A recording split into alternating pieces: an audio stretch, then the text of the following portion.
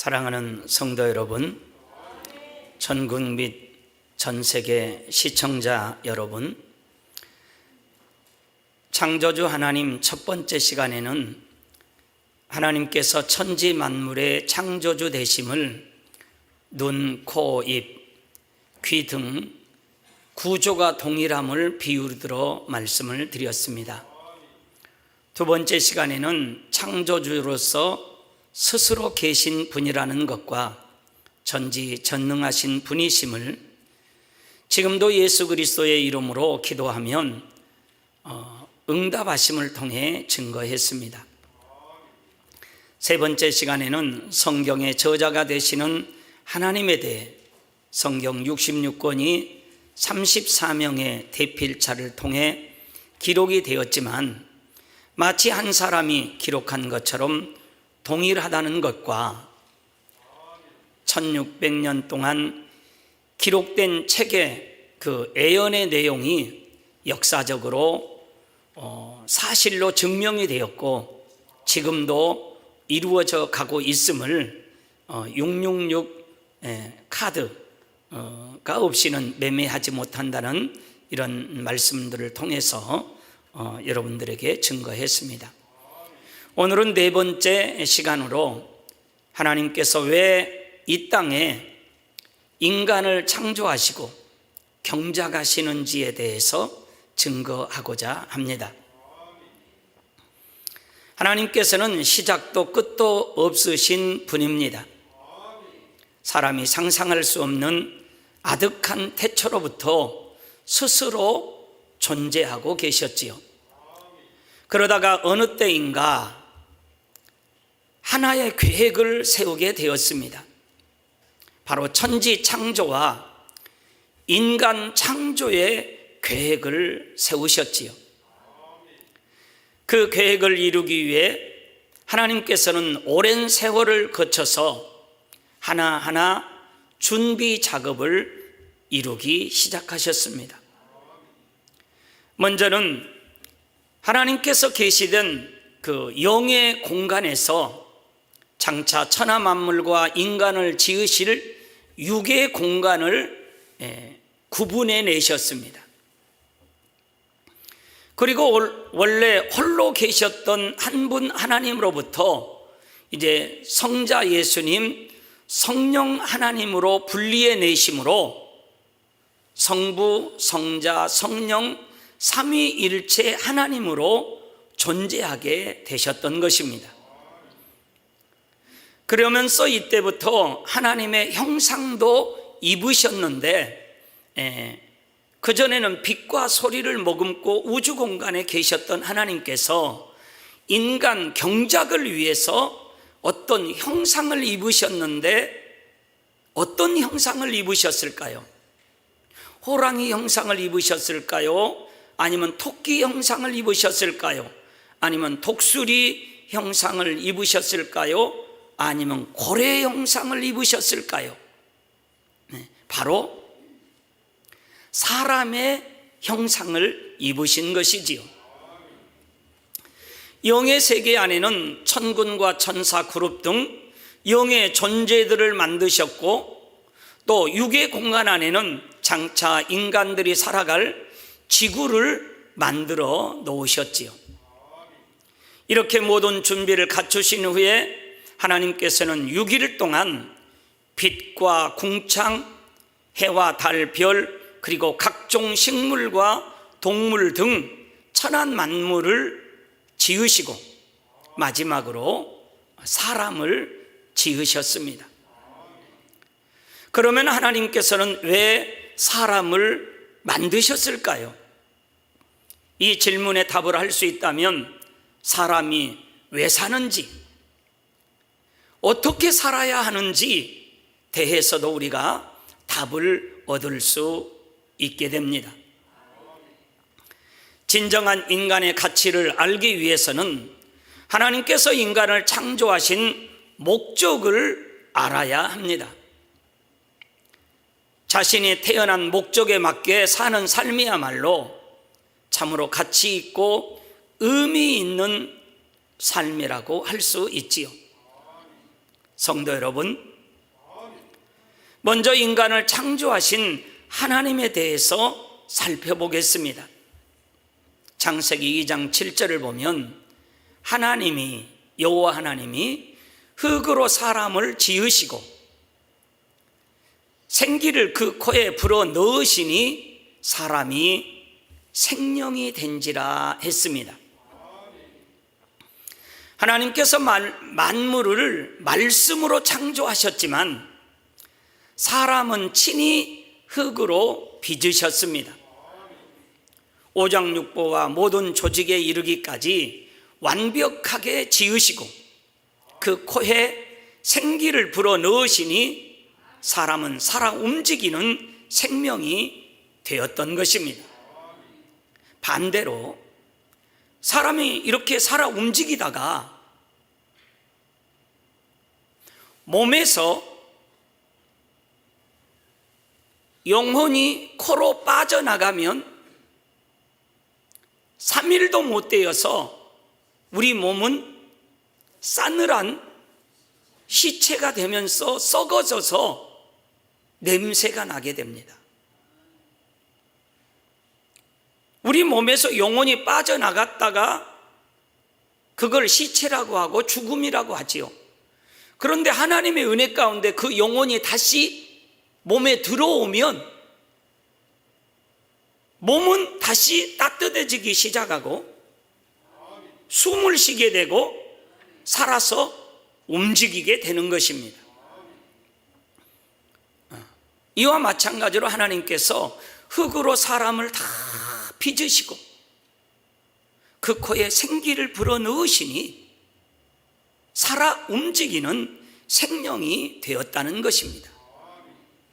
마치 로봇을 다 만들어 놓고 모든 것을 다 만들어 놓고 거기에 건전지를 다 끼우니까 비리비리비리비리 나 로봇 하면서 움직이는 것처럼, 그런데 로봇가 이렇게 움직이더라도 요즘은 이렇게 안 움직여요. 그냥 이렇게 자연스럽게 움직여요. 움직이더라도 뒤에서 배터리를 탁 빼버리면 이렇게 그냥 고철이 되는 것처럼 이해가 되시는지요? 어떤 사람들은 흙으로 빚어놓은 형상이 어떻게 살아 움직일 수 있는가 하며 믿을 수 없다는 그런 무식한 말을 하는데, 저와 여러분들은 과학 문명이 발달하니까 이해가 다 되는 줄로 믿습니다. 피조물인 우리 사람도 지식이 더하고 과학이 발달하니까 사람과 비슷한 로봇을 만들어냅니다. 사람의 두뇌를 흉내내어 컴퓨터를 만들어내기도 하고 인공 장기나 인공 피부를 만들어내기도 합니다. 피조물인 사람도 이런 일들을 할 수 있는데 하물며 전능하신 하나님께서 사람을 창조하시는 것이 무엇이 어렵겠습니까? 사람이 자신의 생각 속에 한계를 만들어 놓았기에 하나님의 능력을 믿지 못하는 것뿐입니다. 우리가 이런 생각에 한계를 벗어날 수 있도록 예수님께서는 창조의 역사를 보여주셨습니다. 요한복음 11장 39절에서 45절에는 죽은 지 나흘이나 되었던 나사로가 벌써 썩은 냄새가 났습니다. 그러나 예수님께서 기도하시니 죽었던 나사로가 살아났습니다. 오늘날도 하나님께서는 창조의 역사를 보여주셨지요. 우리 교회 1층 복도에 보면 홍보 게시판에 광주에 살았던 그 이재우라고 하는 아동의 얼굴이 화상 입은 그 사진이 붙어 있습니다. 의학적으로 치료 불가능한 상황이었습니다. 그러나 하나님의 창조의 권능의 역사로 깨끗이 흉터 하나 없이 치료된 것을 저와 여러분들은 직접 보신 줄로 믿습니다. 우리 본교의 부흥성회나 해외성회에서도 전능하신 하나님의 창조의 역사를 직접 체험한 사람들이 많습니다.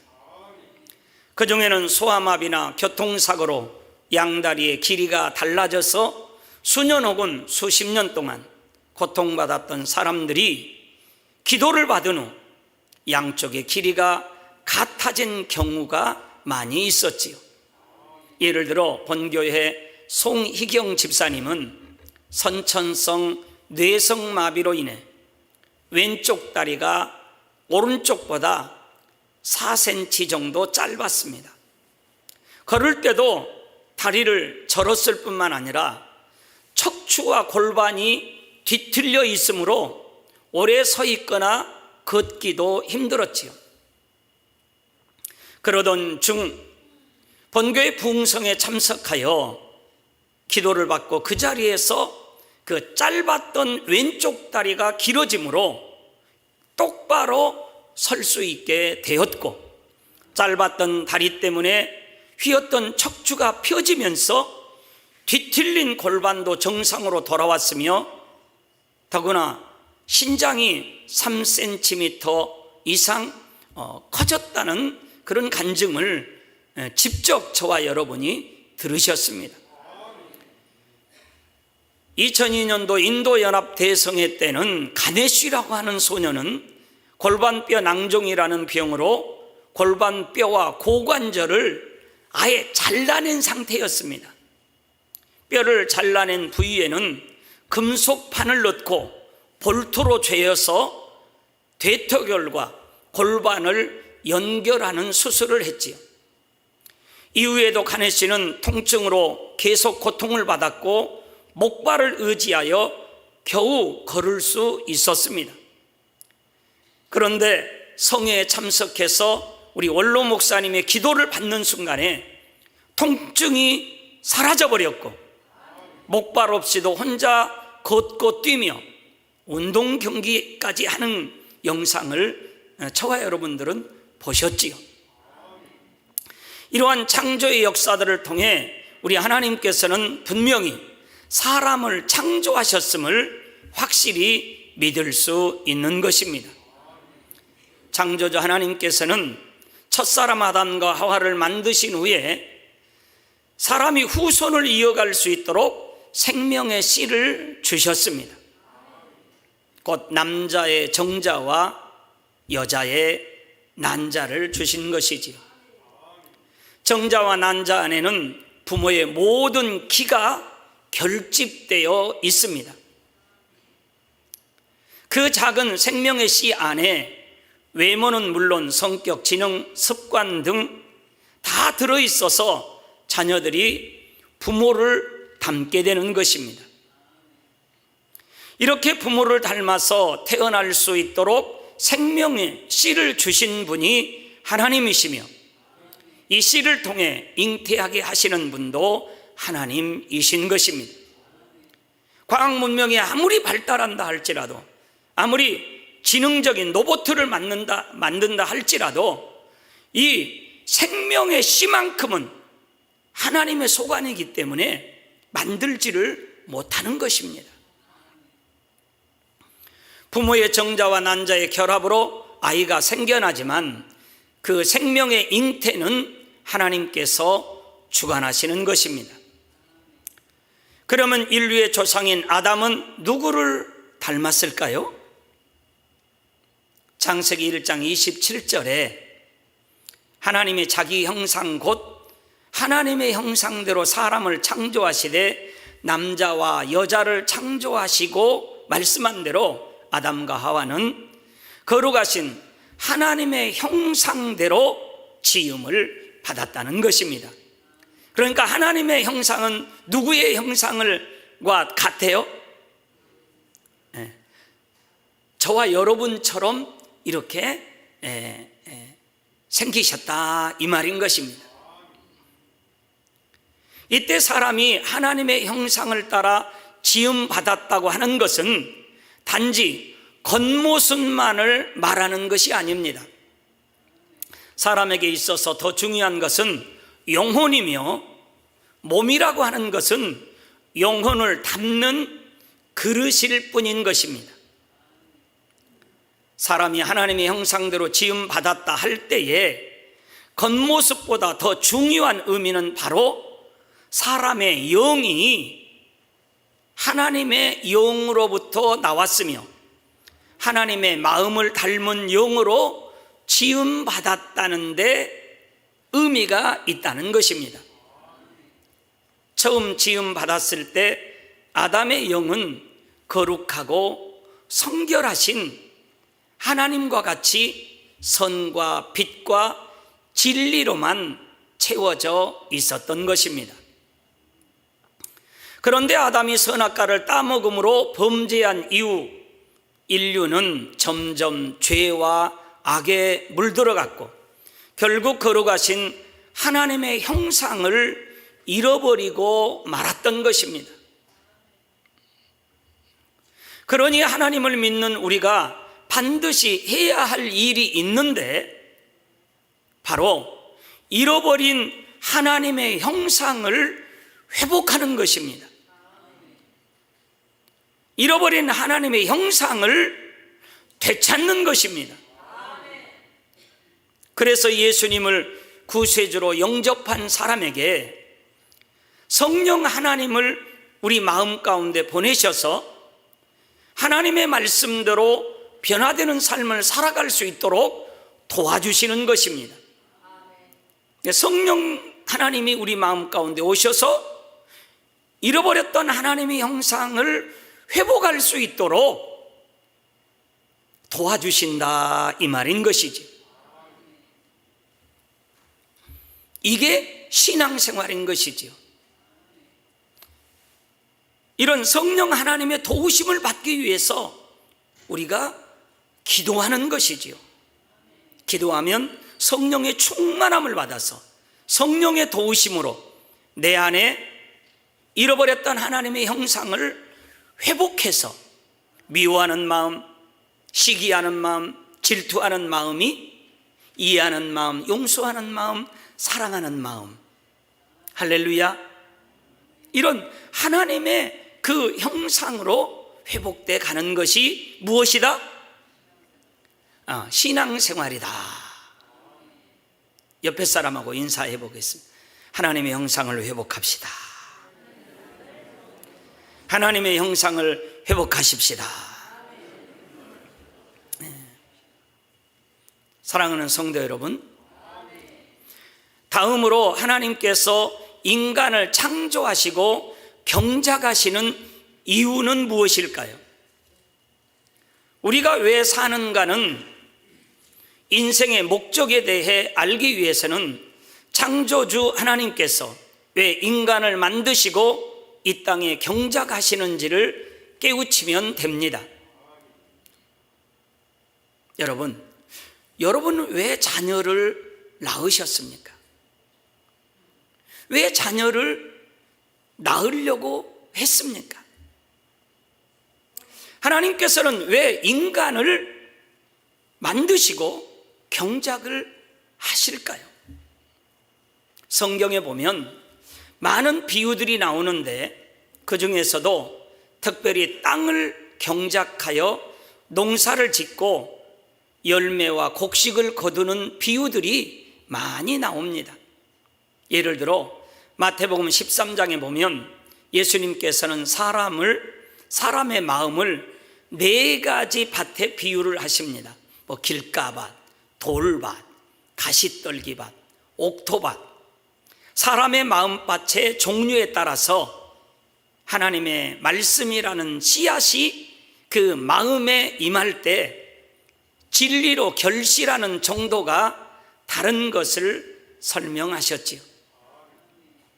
마태복음 3장에는 알곡과 쭉정이의 비유나 마태복음 13장의 곡식과 가라지의 비유를 통해 장차 있을 심판에 대해서도 설명을 하셨습니다.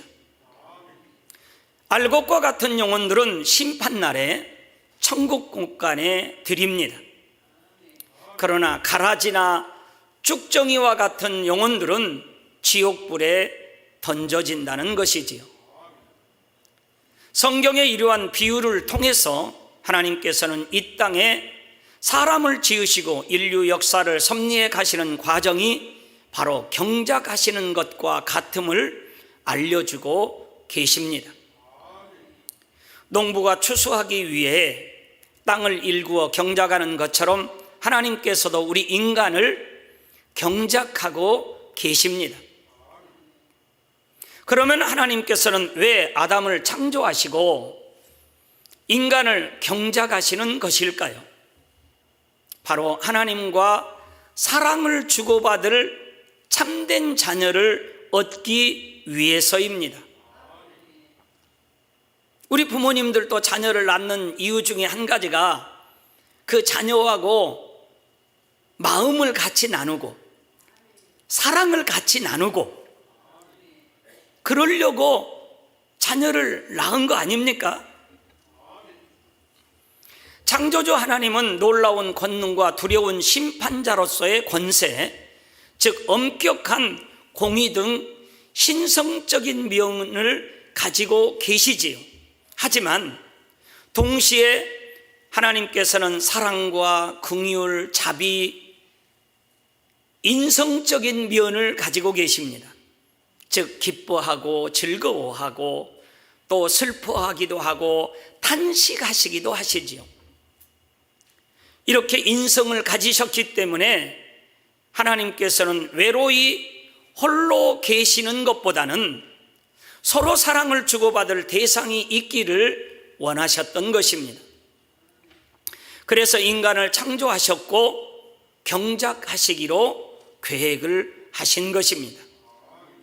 물론 굳이 인간을 만드시지 않으셔도 하나님께서는 수많은 천사와 천군이 있었습니다.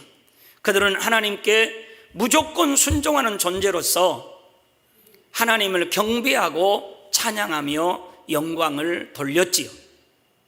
그러나 하나님께서는 프로그램이라는 명령에 의해 무조건 순종하는 천사들과는 달리 하나님의 사랑을 알고 그 하나님의 그 사랑을 깨닫고 우러나오는 그 사랑으로 자유의지 가운데 스스로 그 사랑을 깨달아 가지고 순종하고 사랑하는 참된 자녀를 원하셨던 것입니다.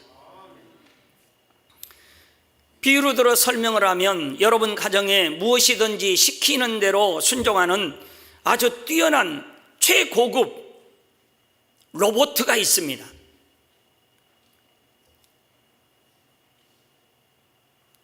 그냥 요즘은 말하는 로봇도 있잖아요.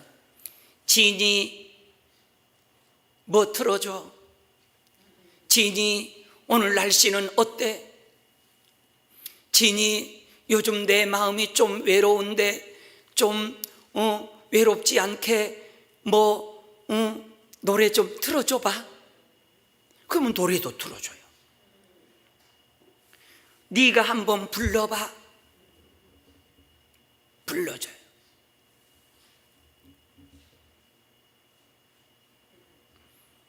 제 친구 중에 저희 선배나 목사님들 중에 손자, 손녀를 낳은 목사님들이 계세요. 근데 저한테 가끔 동영상을 보내줘요. 자기 집에 로봇을 이런 거 샀는데 이런 말을 하고 이렇게 해서 이렇게 노래도 불러 이런 아주 최의 성능 로봇가 있다고 보내준 사람은 한 명도 없어. 뭘 보내주냐? 말도 제대로 못하고 걷지도 못하고 그런 손자, 손녀 까르르 웃고 기고 그런 것들을 보내주면서 좋다고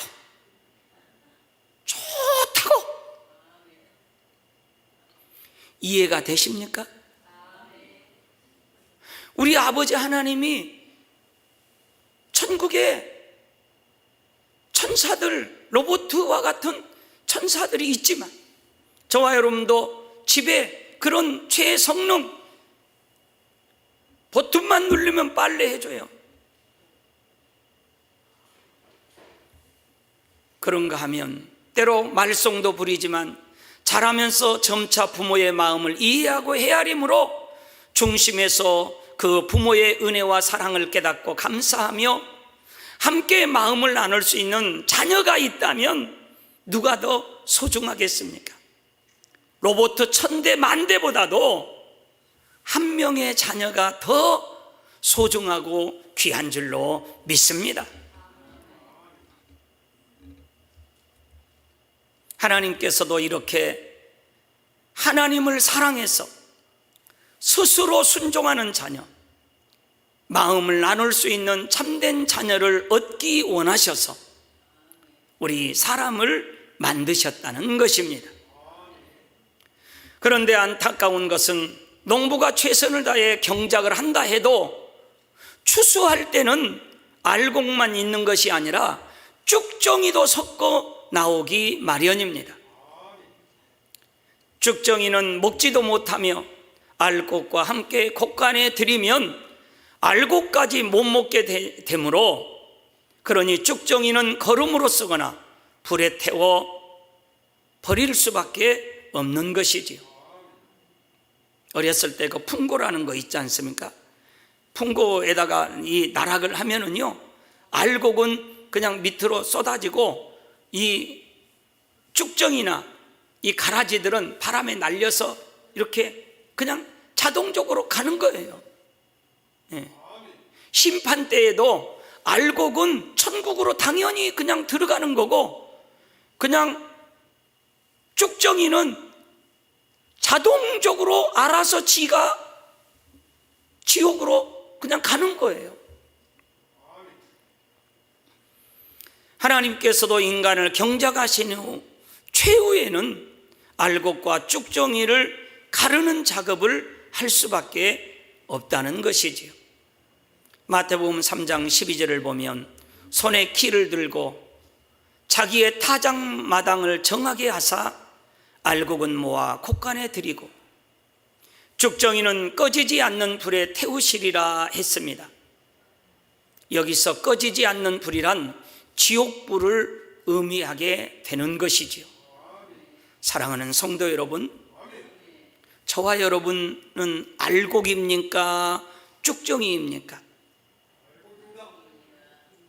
하나님께서 정해놓으신 마지막 때가 이르면 하나님께서는 인간 경작을 마감하시고 이 땅에 살았던 모든 사람들을 선악간에 심판을 하시지요. 이때 알곡은 천국 곳간에 들이시고 쭉정이가 된 사람들은 지옥불에 떨어지고 마는 것입니다. 그러면 천국에 가는 알곡과 지옥에 가는 쭉정이는 각각 어떤 사람일까요? 저와 여러분들은 쭉정이일까요? 알곡일까요? 오늘 말씀을 통해서 한번 점검해 보시기를 바랍니다. 여기서 알곡이란 먼저 천지 만물을 창조하신 하나님을 인정하는 것입니다. 두 번째로는 그 아들 예수님이 우리 죄 때문에 우리 죄의 문제를 해결해 주시기 위해서 나무 십자가에 못 박혀 죽어주셨다고 하는 것을 믿고 그 예수님을 나의 구세주로 영접하는 것입니다.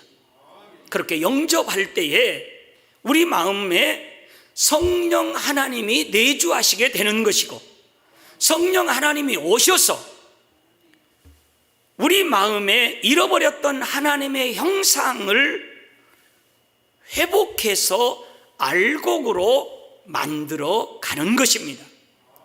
그래서 내가 알곡이 되어지는 것입니다.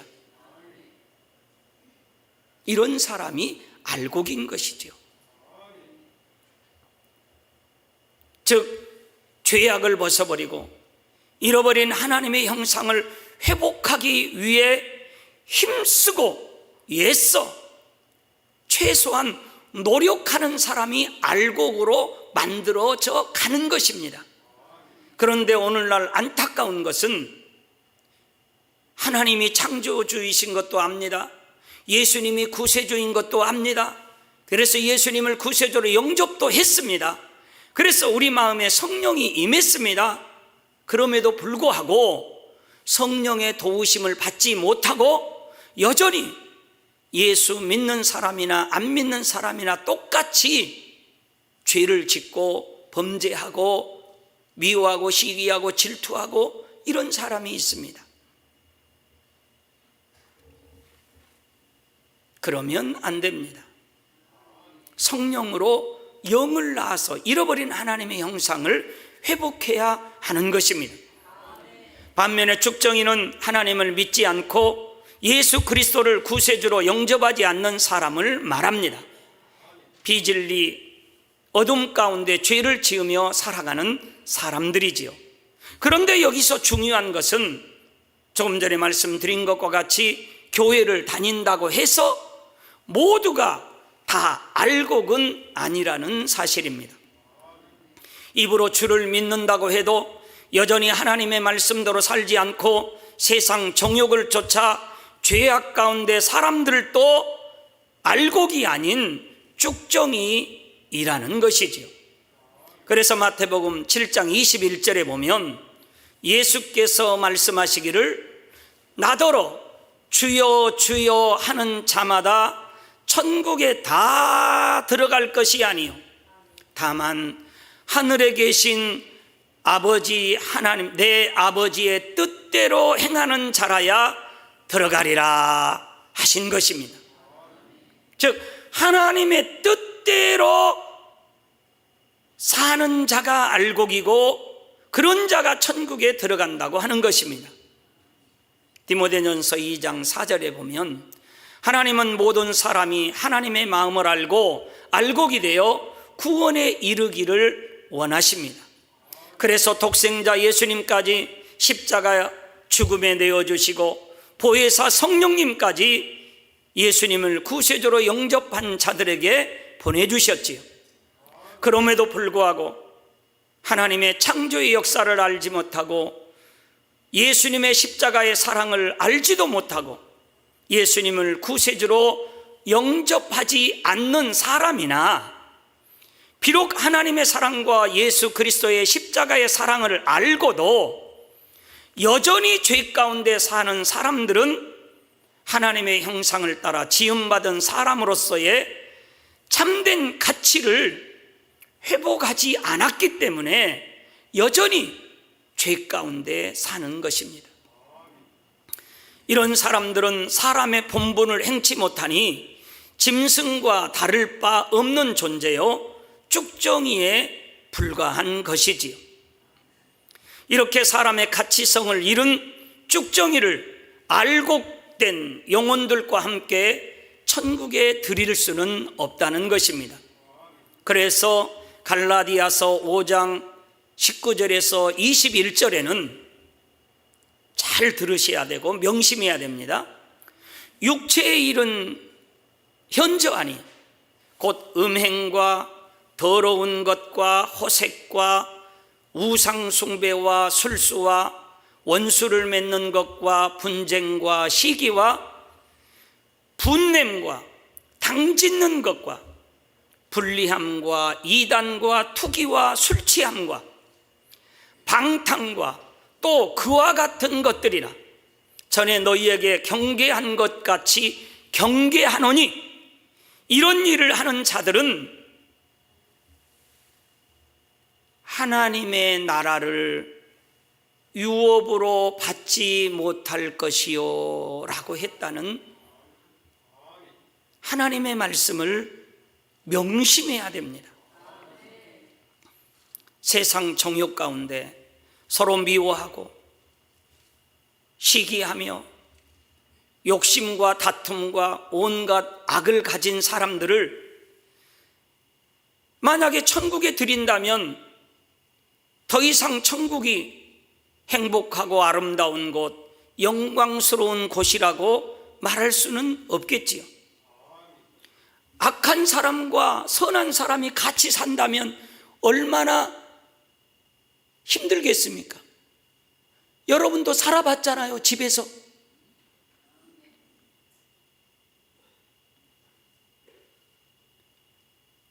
남성도님들 살아봤잖아요, 권사님들하고.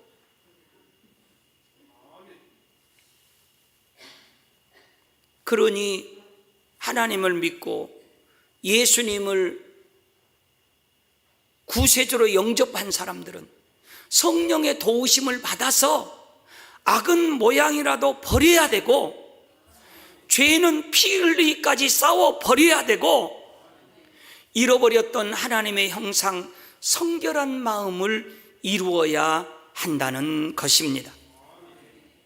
그래야 하나님이 인간을 이 땅에 창조하신 목적을 이룰 수가 있는 것이지요.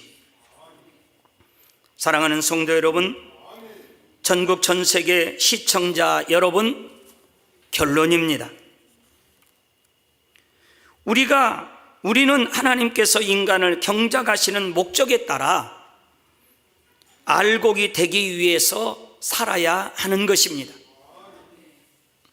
가장 먼저는 창조주 하나님을 믿고 우리의 구주가 되시는 예수 그리스도를 영접해야 하지요.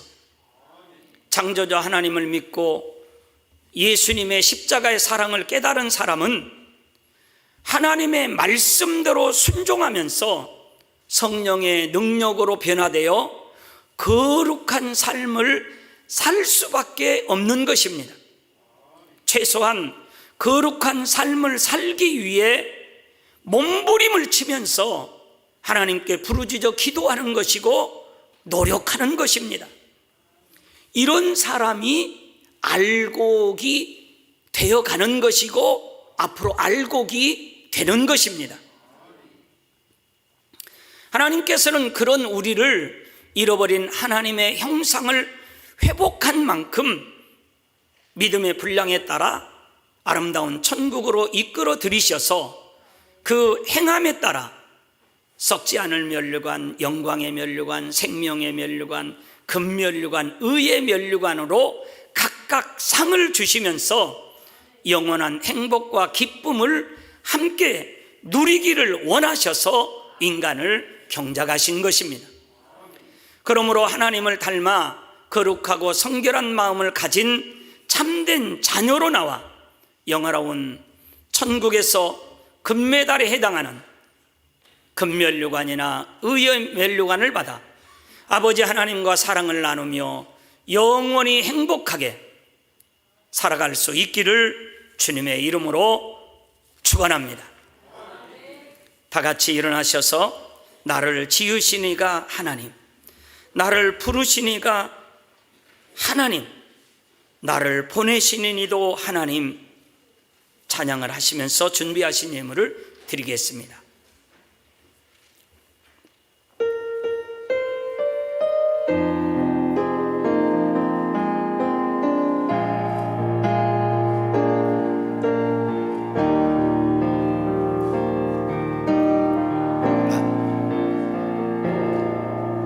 나를 지으신 이가 하나님, 나를 부르신 이가 하나님, 나를 보내신 이도 하나님, 나의 나 된 것은 다 하나님 은혜라. 나의 달려갈 길 다 가도록 나의 마지막 고유 다 가도록 나로 그 십자가 품게 하시니 나의 나 된 것은 다 하나님 은혜라. 한량 없는 은혜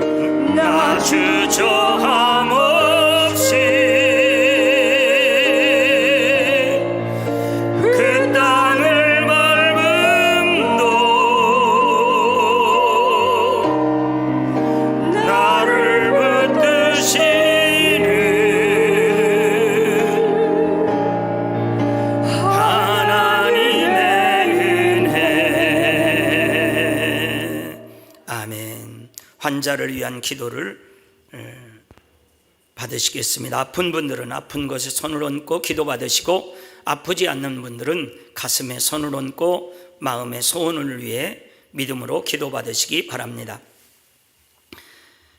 아버지 하나님, 이 시간 사랑하는 성도들 머리머리에 친히 안수하여 주옵소서. 은혜 충만 성령 충만함을 주시기를 원합니다. 원수마귀 사단 어둠의 세력 다 물리쳐 주옵소서. 예수 그리스도 이름으로 명하노니 원수마귀 사단 어둠의 세력은 다 물러가라. 성령의 불로 태움받으며 깨끗하고 강건함을 받을지어다. 머리끝에서 발끝까지 오장육부뼈 마디마디 신경세포 연약한 분야는 강건함을 주옵시고, 질병균 성령의 불로 다 태워주시고 깨끗하고 강건하게 역사하여 주옵소서. 머리 아픈 것들도 다 물리쳐 주시고, 아버지 눈도 아버지 잘 보이게 하여 주시고, 아버지 콧물 감기, 목 감기, 비염 아버지 성령의 불로 다 태워주시고 깨끗하고 강건하게 역사해 주옵소서. 귀도 잘 들리게 하여 주옵시고 오장육부도 튼튼하게 역사해 주시기를 원합니다. 뼈 마디마디 신경세포들도 성령의 불로 태워주시고 깨끗하고 강건하게 역사하여 주옵소서. 예수 그리스도 이름으로 명하노니 원수마귀 사단 어둠아 질병과 균화 연약함들아 다 물러갈지어다. 성령의 불로 태움받으며 깨끗하고 강건함을 받을지어다. 마음의 소원 기도의 제목 응답하여 주옵소서. 성도들의 가정사업도 일터에서도 원수마귀 사단 어둠의 세력 다 물리쳐 주시고 병원에 입원해 있는 성도들에게도 안수하여 주셔서 성령의 불로 태워주시고 깨끗하고 강건하게 역사하여 주옵소서. 아버지 영상을 통해서 기도받는 성도들에게도 성령의 불로 태워주시고 깨끗하고 강건하게 역사하여 주옵소서. 머리끝에서 발끝까지 오장육부뼈 마디마디 신경세포 연약한 분야는 강건함을 받으라. 성령의 불로 태움받으며 깨끗하고 강건함을 받으라. 주여 감사합니다. 예수 그리스도 이름으로 기도하옵나이다. 아멘.